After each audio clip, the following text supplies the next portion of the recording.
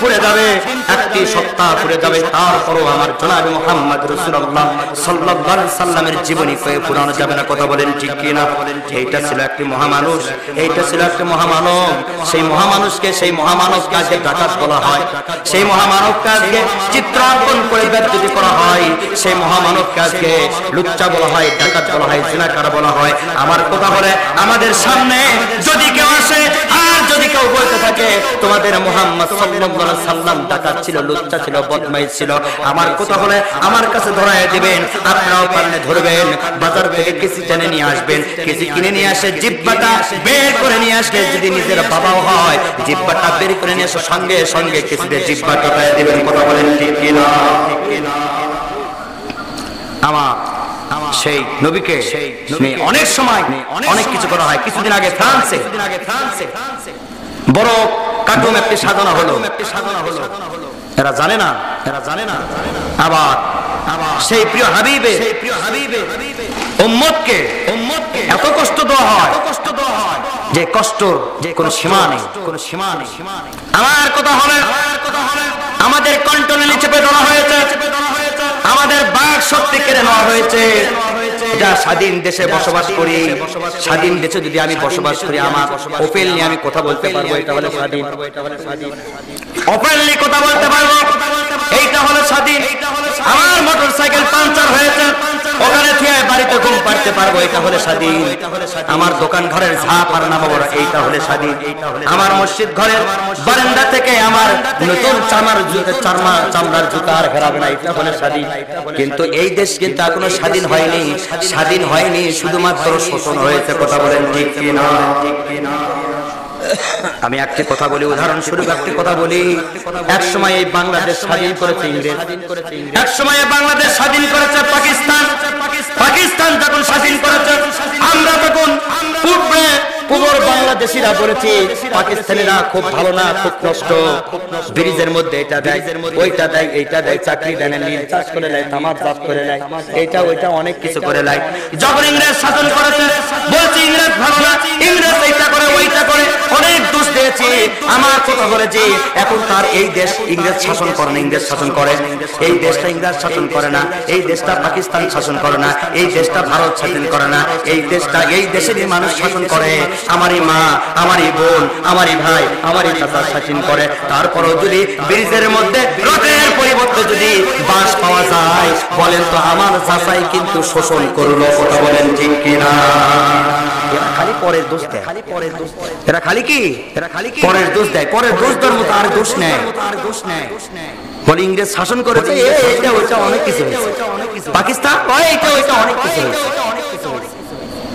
আজকে যে এই দেশের নাগরিক এই দেশে শাসন করে ব্রিজের মধ্যে রথের পরিবর্তে বাঁশ পাওয়া যায়, কোন দাদা বাবু দেয়?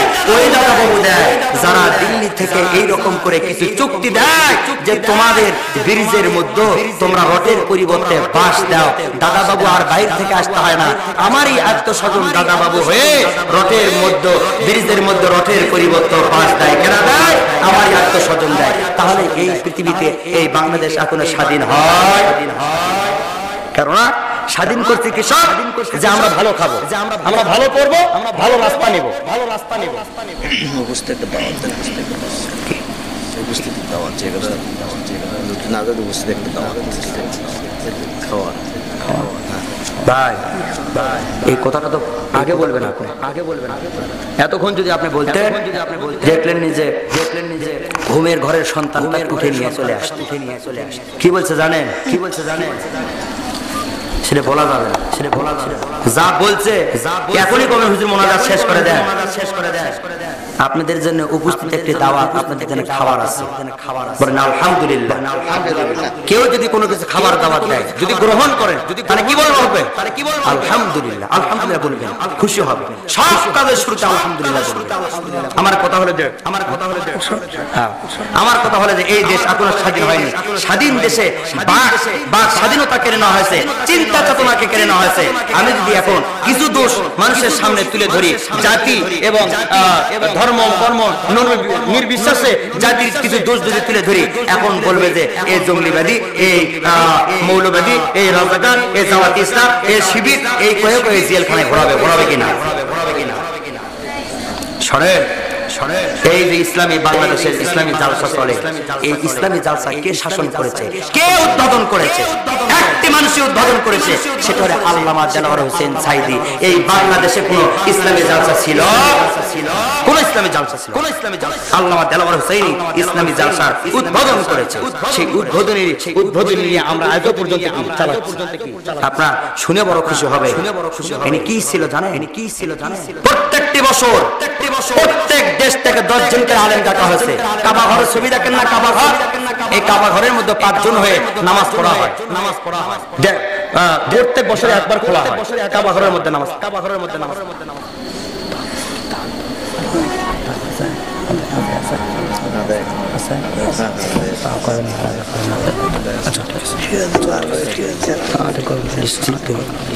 আমার কথা হলো যে এই মানুষটাকে বাংলার বাঘ ভাবে এই মানুষটাকে সেই সৌদি আরবে নিয়ে যায় ওই কাবা ঘরের মধ্যে কাবা ঘরের মেহমান হিসেবে আল্লাহ তাআলা কবুল করছে। ওই দেশের প্রেসিডেন্ট দাওয়াত দিয়ে তার জীবনটা ধন্য করেছে এবং কাবা ঘরের মধ্যে দোয়া করেছে। কোন এক সময় আলেম ওলামা তাদের সঙ্গে দেখা করে, কোন এক সময় দেখা হয়েছিল। আমাদের পক্ষ থেকে আমরা একটি কথা বলেছিলাম, হুজুর আপনি বাংলাদেশে ইসলামী জালসা উদ্বোধন করেছেন, সেই ইসলামী জালসাগুলো আমরা করতেছি। হুজুর আপনি বলেন আপনি কাবা ঘরের মধ্যে দিয়ে সর্বপ্রথমে কোন দোয়াটা করেছিলেন?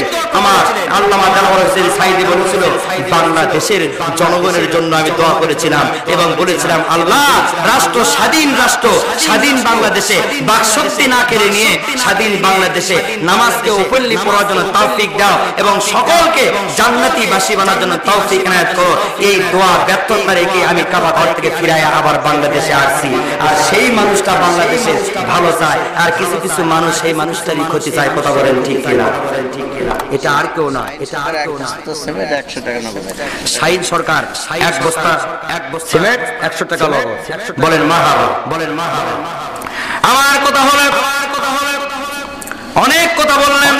আর আইতাল্লাযী ইউকাযযিবু বিদ্দীন ফাযালিকাল্লাযী ইয়াদউল ইয়াতীম। ইয়াতীমের অভিভাবক ছিল তারা। ওয়ালা ইয়াহুদ্দু, শুনেন এই সূরাটা রাষ্ট্রের জন্য দরকার, পরিবারের জন্য দরকার, মুরব্বির জন্য দরকার, নামাজের জন্য দরকার। ওয়ালা ইয়াহুদ্দু আলা তাআমিল মিসকিন, ওয়ালা ইয়াহুদ্দু আলা তাআমিল মিসকিন। যারা মিসকিনকে গোলা ধাক্কা দেয়, যারা মিসকিনের ভক্ষণ করে, যারা মিসকিনের অভাব মিসকিনের খাদ্যকে অভাব অনটন করে, খাদ্যকে নিজের ভক্ষণ করে। ওয়ালা ইয়াহুদ্দু আলা তাআমিল মিসকিন ফাওয়াইলুল লিল মুসাল্লিন। আর তারা যদি লোক দেখানো নামাজ পড়ে, আর তারা যদি লোক দেখানো নামাজ পড়ে, আল্লাযীনা হুম আন সালাতিহিম সাহুন, তারা লোক দেখানো নামাজ পড়তেছে।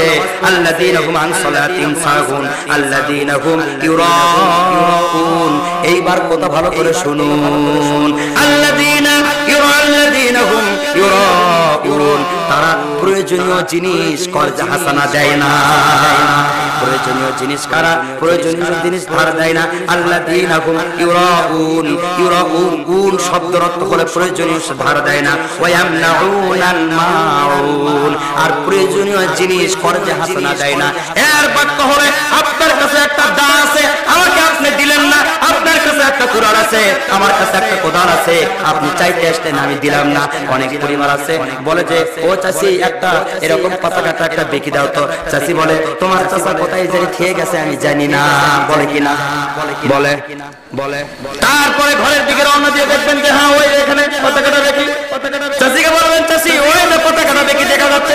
বলবো ও চাচা ও ভাতিজা আমি জানি না, তোমার চাচা এখানে খেয়ে গেছে। বলে কিনা? এখানে কথা হলো আল্লাযী আরাইতাল্লাযী ইউকাযযিবু বিদ্দীন, ওরাই ধ্বংস, আখিরাতকে বিশ্বাস করে না। ফাযালিকাল্লাযী ইয়াদউল ইয়াতীম, যারা ইয়াতীমের মাল ভক্ষণ করে। ওয়ালা ইয়াহুদ্দু আলা তাআমিল মিসকিন, আমার কথা হলো যারা মিসকিনের মাল ভক্ষণ করে নেয়। ও মুসলমান ভাই গভীর মনোযোগ দিয়ে শুনুন। ট্রাফিক যখন সিগন্যাল হয়ে যায়, ট্রাফিকের যখন সিগন্যাল পড়ে যায়, বড় লোকের সন্তানরা মাইক্রো নিয়ে বাস নিয়ে যখন বড় বড় সন্তান একটু বড় বড় সন্তান 500 টাকা এখন মুনতাজার সরকার 500 টাকা এখন ধর। বলেন মারহাবা। আমার কথা হলো ওই সন্তানেরা যখন পৃষ্ঠপোষক হয়, ওই সন্তান যখন ট্রাফিক সিগন্যাল চলে যায়, এমন সময় দেখা যায় মাইক্রোর মধ্যে সন্তানগুলো মোবাইল টিপতেছে, অ্যান্ড্রয়েড ফোন টিপতেছে, কি জানি খেলতেছে। একটু অন্ধ মানুষ ভাই, একটু অন্ধ মানুষ গরিব মানুষ লাঠির উপর ভর করায়া, এই গাড়ির উপর ভর করায়া গাড়ি একা বাঁকা রাস্তা দিয়ে সাত মাথায় দেখবেন, চার মাথায় দেখবেন। আর ওই রকম করে বিশেষ বিশেষ জায়গা দেখবেন যেখানে ট্রাফিকের ভিড় হয়, যেখানে গাড়ির ভিড় হয়, ট্রাফিক সিগন্যাল চলা হয়। গরিব মানুষ রাস্তার পাশে দাঁড় হয়ে থাকে, লাঠির উপর ভর করে থাকে। ওই গরিব মানুষটা ওই বড়লোক মানুষের কাছে লাঠির উপর ভর করে গাড়ি গুলো এরকম আঁকা বাঁকা করে আস্তে করে যাইতে পারে না। তারপর যায়, যাওয়ার পরে দরজাতে এরকম করে চেয়ে থাকে, আমাকে কিছু দাও, আমাকে কিছু দাও, আমাকে কিছু দাও। এই বড় লোকের সন্তানেরা একটা গাড়ির জানলা খুলে ওই ছোট্ট লোকটা, ওই ছোট্ট মানুষটা, ওই গরিব মানুষটা দেখবে, দেখারও সময় পায় না। কথা বলেন ঠিক কিনা? আবার যখন ঢাকার পথে রওনা দিছে, আবার যখন ঢাকার পথ থেকে রওনা দিয়ে রংপুর চলে যাচ্ছে, দেখতে পেল ওই লোকটা এবার মারা গেছে, ওই ফকিরটা মিসকিনটা মারা গেছে। রাস্তার পাশে যখন শুয়ে দেওয়া হয়, একদল মানুষ সাদা কাপড় দিয়ে ওই মানুষটাকে ঢেকে দেওয়া হয়। দেখবেন যে ওই বড় লোকের সন্তানেরা 500 টাকার নোট, 1000 টাকার নোট তাসের বান্ডিলের মতো ফিকে ফিকে দিচ্ছে। আমার কথা বলে মানুষের গঞ্জনা, মানুষের বিবেক, মানুষের চেতনা এত নিম্ন হয়ে গেছে, মানুষের গঞ্জনা, মানুষের চেতনা, মানুষের বিবেক এত নষ্ট হয়ে গেছে। মানুষের নগর যেরকম করে মাছের পিছন দিক থেকে ধরলে আর সেই মাছ বাঁচানো যায় না, এই মানুষের গঞ্জনা এমন পচে গেছে, এমন বিবেক নিচে নেমে গেছে। ওই মোরা লাশের উপর তাসের মতো 500 টাকার লোট, 1000 টাকার লোট ফিকে মেরে দিচ্ছে, আর বলছে দাফন কাফনের জন্য টাকা দিলাম। আমার কথা হলে ওই মানুষটার কাছে এই গরিব মানুষটা গিয়েছিল, বাবা 1 টাকা দাও, আমি গরিব মানুষ, ডাল ভাত খেয়ে আমি বাঁচবো। 1 টাকা করে হলো 10-এর নাকি 1-এর বোঝা হয়ে 10টি টাকা হতে 1টি পরোটা খেয়ে আর হয়তো 2 ঘন্টা ব্যস্ত, আর হয়তো 3 ঘন্টা ব্যস্ত, না খাওয়া শরীর। পথের মধ্যে ফকিরটা যখন মারা গেল, বড় লোকের ছেলেরা 1000 টাকা 500 টাকার লোক তাসের মতো ফিকে মারে। আবার কথা হলে আইনা মুসলমান, তোমরা বুঝলে না, এই মানুষটা যখন গরিব ছিল, এই মানুষটা যখন জিন্দা মানুষ ছিল, সেই সময় তোমার কাছে 1টি টাকা চাইছে, তুমি 1টি টাকার দাম দিতে পারো নি, আর মোরা মানুষের প্রতি তুমি 500 টাকার দাম দাও। তোমার বিবেক এত পচে গেছে, এত পচে গেছে, মোরা মানুষ টাকা দিয়ে কি করবে? জিন্দা মানুষের টাকা দরকার। কথা বলেন ঠিক কিনা? যুদ্ধর তামামা বেঁচে উঠল, জনাবে মুহাম্মদ রাসূলুল্লাহ সাল্লাল্লাহু আলাইহি সাল্লাম তাবুকের যুদ্ধর তামামা বেঁচে উঠল। সাহাবী রাসূলুল্লাহ সাল্লাল্লাহু আলাইহি সাল্লামকে বলল, ইয়া রাসূলুল্লাহ, ইয়া হাবিবাল্লাহ, যুদ্ধর ময়দানে তামামা যেহেতু বেঁচে উঠছে, তোমরা কার কাছে কি আছে কিছু দাও। মহিলারা কখনো সোনার হার দিল, কেউ লাখের ফুল দিল, কেউ কানের দুল দিল, কেউ কমরের বিছা দিল, কেউ নুপুর দিল, কেউ আংটি দিল, অনেক কিছু স্তূপ হয়ে গেল, সোনা দানাগুলো এক পাশে স্তূপ হয়ে গেল। সাহাবীদেরকে বলল, সাহাবীরা তোমরা কে কি এনেছো বাড়ি থেকে নিয়ে চলে আসো। একটি সাহেব হযরত ওমর ফারুক বলল, ইয়া রাসূলুল্লাহ, ইয়া হাবিবাল্লাহ, আমার থেকে কিছু দান দেন, আমি কিছু দান দিয়েছি। জনাব মুহাম্মদ রাসূলুল্লাহ সাল্লাল্লাহু আলাইহি সাল্লাম ওমর ফারুককে বলল, ফারুক তুমি তোমার যাবতীয় সম্পত্তি থেকে কি এনেছো আর কি রেখেছো বাড়ির মধ্যে? ওমর ফারুক বলে, ইয়া রাসূলুল্লাহ, ইয়া হাবিবাল্লাহ, যাবতীয় সম্পত্তি ভাবে আমি 5 ভাগ করেছি, 5 ভাগের মধ্যে আপনার দরবারে এই যুদ্ধের ময়দানের জন্য 1 ভাগ এনেছি, আর 4 ভাগ বাড়িতে রেখে আসছি। আর একটি সাহাবী চলে আসলো হযরত মুহাম্মদ সাল্লাল্লাহু আলাইহি সাল্লামের কাছে। আবু বকর, এবার আবু বকর চলে আসলো, আরেকটি সাহাবী চলে আসলো। ওমর ফারুকের পরে হযরত আলী আসলো। আলী বলল, ইয়া রাসূলুল্লাহ, ইয়া হাবিবাল্লাহ, আলী কেমন করে জিজ্ঞাসা করা হলো, তুমি তোমার বাড়ির জন্য কি রেখে আসছো এবং কি নিয়ে আসছো যুদ্ধের ময়দানে? আলী বলল, ইয়া রাসূলুল্লাহ, ইয়া হাবিবাল্লাহ, আমি 3 ভাগ করেছি, 2 ভাগ আপনার দরবারে নিয়ে আসছি, 1 ভাগ রেখে আসছি। শেষে সকলের দান দেওয়া হলো, মহিলারা দান দিল, কেউ সন্তান দান দিল। ও ভাই, যুদ্ধের ময়দানে আগের মহারাজ সন্তান দান দিয়েছে, বলেছে আমার সন্তান যদি যুদ্ধের ময়দানে যায়, আমার সন্তান যদি শহীদান মর্যাদা হয়, আর যদি পৃথিবীর থেকে বিদায় নিয়ে চলে যেতে পারে, আমি সন্তানের মা ভাগ্য। মুহাম্মদ রাসূলুল্লাহ হযরত ওমরকে বলল, তুমি কি নিয়ে আসলে? ওমর বলল, 4 ভাগের 1 ভাগ নিয়ে আসছি। আলীকে বলল, তুমি কি নিয়ে আসছে? বলা হলো 3 ভাগের 1 ভাগ নিয়ে আসছি। সকলে সমস্ত কিছু দান দিল, কেউ সন্তান দান দিল। একটু পরে এই দানের কথা বলছি ভাই, একটু পরে নিয়ে আসুন দানের কথা বলছি। অনেক কিছু দান দেওয়ার পর সোনা দানাগুলো স্তূপ হয়ে গেল। সব লাস্টে হযরত আবু বকর একটা থলে নিয়ে, একটা ব্যাগ নিয়ে, হযরত আবু বকর একটা ব্যাগ নিয়ে বারবার কান্না করে, ওই যুদ্ধের ময়দানে যাচ্ছে না। হযরত আবু বকর ওই কোনায় কান্না করে, অনেকগুলো সাহাবী দান দিল। এইবার আবু বকর একটা ব্যাগ নিয়ে, সাদি দবদবা একটা সাদা দাড়ি, এই সাদা বেয়ে দাড়ি পানিগুলো পড়তেছে, টস টস করে পানিগুলো পড়ে। আর জনাব মুহাম্মদ রাসূলুল্লাহ সাল্লাল্লাহু আলাইহি সাল্লাম বলে, সমস্ত কিছু সবাই তো সবকিছু দান দিল, আমার আবু বকর কই? আবু বকরকে একটু নিয়ে আসো। সাহাবীরা বলল, আবু বকর ভাই, আমার রাসূল তোমাকে স্মরণ করেছে। ও ভাই তুমি রাসূলের সাথে দেখা করো। আবু বকর বলতেছে ভাই তোমরা অনেক কিছু দান দিয়েছো, আমার তো কিছু নাই, আমি কি দান দিব? জনাব মুহাম্মদ রাসূলুল্লাহ সাল্লাল্লাহু আলাইহি সাল্লামের কাছে আবু বকর চলে আসলো। আবু বকরকে বলা হলো আবু বকর তুমি কেন কান্না করো? আবু বকর বলা হলো ইয়া রাসূলুল্লাহ ইয়া হাবিবাল্লাহ আমি কান্না করি ওই জন্য অনেক সোনা দান দিল অনেক সাহাবীরা, অনেক কেউ সন্তান দিল অনেক সাহাবীরা, অনেক মা লাকের দুল দিল, কলার ভাঙ কালার হাত দিল, কানের রিং দিল, অনেক মানুষ অনেক সোনা দানা দান দিল। ইয়া রাসূলুল্লাহ ইয়া হাবিবাল্লাহ যাও সম্পত্তি বলে আমার কিছু নাই, আমি কিছু নিয়ে আসতে পারিনি, যুদ্ধের ময়দানে আমি কে দান দিব? হযরত মুহাম্মদ সাল্লাল্লাহু আলাইহি সাল্লাম আবু বকরকে বলল আবু বকর অনেকজনকে অনেক কিছু জিজ্ঞাসা করেছি, অনেক কথা বলেছে, তুমি এবার বলো আমার যুদ্ধের ময়দানে তুমি কি নিয়ে আসছো এবং কি বাড়িতে রেখে আসছো?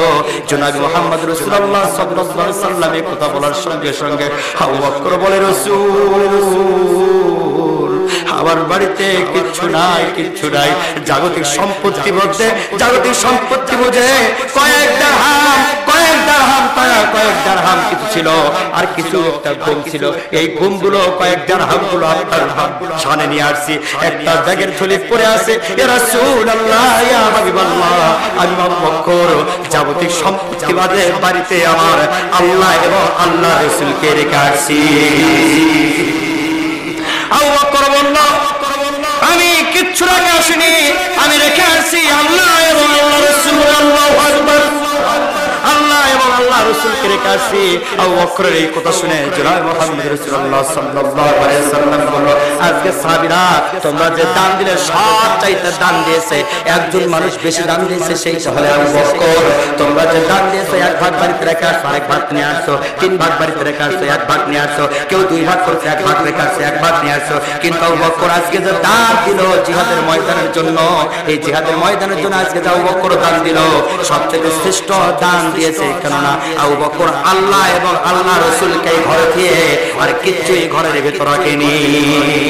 আমার কথা হলো ভাই আপনার ঘরের ভেতর অনেক অর্থ সম্পত্তি রয়েছে, আপনার দাদা ফেল করে আজকে টাকায় আছে, নাতি তুমি আমার কাছে কিছু দান দাও, আমার কাছে কিছু দান দাও। বাবা যার মারা গেছে, বাবা বলতেছে আমার জন্য কিছু করো, দান দিয়ে হুজুরের কাছ থেকে দোয়া চাও। অনেক বাবা মার জন্য দোয়া করেছি ভাই, সেই দিন একটা ওয়াজ করিলাম, ওয়াজ করার পরে বাবা মার কথা যখন বলেছি একটা যুবক এসে বলছে হুজুর আজকে আমি কোটি কোটি টাকার মালিক হয়েছি, আজকে আমার ইন্ডাস্ট্রি, আজকে আমার বাজার ঘাট অনেক কিছু রয়েছে। হুজুর এক সময় আমার কিচ্ছু ছিল না, এক সময় আমার কোনো অর্থ সম্পত্তি ছিল না, এক সময় আমার মা আমাকে বলেছিল বাবা 1 কেজি গরুর গোশত খাবো, তুই 1 কেজি গরুর গোশত নিয়ে আয়। আমি গরুর গোশত গুলো নিয়ে আসতে পারিনি হুজুর, 500 টাকাতে গরুর গোশত নিয়ে আসতে পারিনি। আমার মা যখন মারা যায়, আমার বাবা যখন মারা যায়, একটা আফসোস আমার মা করেছিল, মা করেছিল বাবা তুমি একটা গরুর গোশত নিয়ে আস, আমি গরুর গোশত দিয়ে ভাত খাবো, আমি গরুর গোশত নিয়ে আসতে পারিনি। আমার কপাল এত মন্দ, আমার মা বলেছিল 500 টাকা দিয়ে একটা কাপড় নিয়ে আয় তোর হাত দিয়ে। আমি কাপড় তো দূরের কথা, 500 টাকা দিয়ে কোনো কাপড় কিনে নিয়ে আসতে পারতিনি। তারপরে যখন আমার মা চিরতরের মতো বিদায় নিয়ে চলে যায়, মসজিদের পালকি যখন চলে আসলো, আমার মাকে যে কাপড়ের কাপড়টা আমি শেষ মুহূর্তে কিনে দেব, যে একরকম করে ধোপ ছোলা যে কিনে দেব, আতর সুরমা যে কিনে দেব, আমি কি করবো মনের কথা আজও গেল না, মনের বেদা কি বলবো, মনের দুঃখের কথা আজও গেল না, মনের কষ্টের কথা। ওই যুবক বলতেছে হুজুর আমার মা 500 টাকা দিয়ে গরুর গোশত খাইতে চাইছিল, দিতে পারেনি। তারপরে মরণের সময় আমার মাকে আতর সুরমা দিয়ে শেষকালের সময় একটা 500 টাকা কয়েক গজ কাপড় এনে বিদায় করে দেব, তাও দিতে পারেনি। হুজুর আজকে আমার কোটি কোটি টাকা, আজকে আমি আপনার সামনে আপনার হাতের মধ্যে 50,000 টাকা দিলাম, আমার মার জন্য, আমার বাবার জন্য আপনি দোয়া করে দেন। অনেক সন্তান এখানে আছে যাদের বাবা মা ইন্তিকাল হয়ে গেছে, অনেক সন্তান আছে দাদা দাদি কিছু দিতে পারেনি, নানা নানি কিছু দিতে পারেনি। আমার কথা হলে ওই যুবকের মতো অনেক সন্তান আছে, অনেক টাকা পয়সা হয়ে গেছে, আজকে বাবা বেঁচে নাই। অনেক সন্তান হয়েছে আজকে বাবা বেঁচে থাকলে আপনি যে একটা ব্যবসা করে বাবা বেঁচে থাকলে সবচেয়ে বেশি খুশি হতো, মা বেঁচে থাকলে সবচেয়ে বেশি খুশি হতো। কিন্তু আজকে কুরবানি দিচ্ছেন, কুরবানির সময় দেখতে পারবেন কুরবানি যদি